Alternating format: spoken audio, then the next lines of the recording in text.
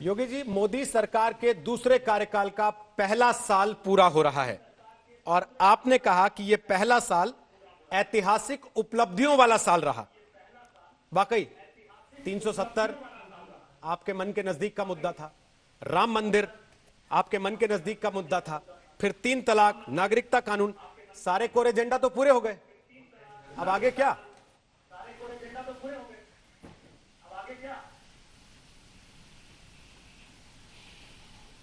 देखिए, 135 करोड़ लोगों के हित में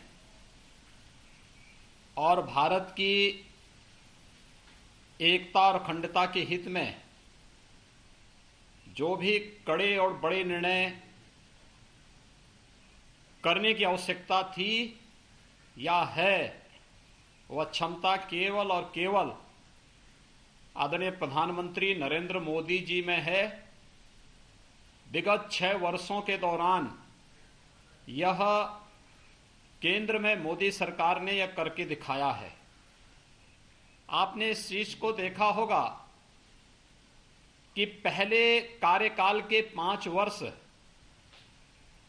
नए भारत की नींव को सुदृढ़ करने के 5 वर्ष का एक सुनहरा कार्यकाल रहा और दूसरा कार्यकाल का पहला वर्ष आज जब पूरा हो रहा है तो मैं आदरणीय प्रधानमंत्री नरेंद्र मोदी जी को, उनकी पूरी कैबिनेट का हृदय से अभिनंदन करता हूं।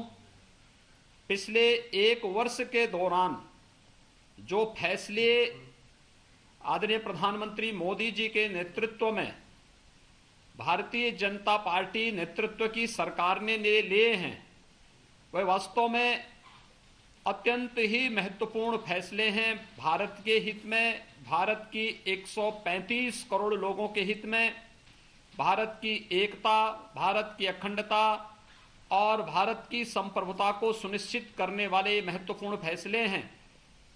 ये कड़े और बड़े फैसले हैं। 135 करोड़ लोगों के हितों को ध्यान में रख करके लिए गए फैसले हैं और इसी को लेकर के चुनाव में हम लोग कहते थे कि मोदी हैं तो मुमकिन है, और वह मोदी जी ने पहले 5 वर्ष के कार्यकाल के दौरान और दूसरे कार्यकाल के पहले वर्ष के दौरान ये सब करके दिखाए हैं।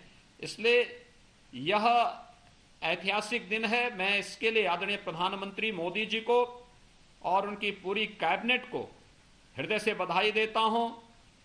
देश के उन कोटि कोटि कार्यकर्ताओं को और उन शुभचिंतकों को जिनकी वर्षों से तमन्ना थी, उन सपनों को साकार करने होने के अवसर पर उन सभी को भी मैं बधाई देता हूं और शुभकामनाएं भी देता हूं।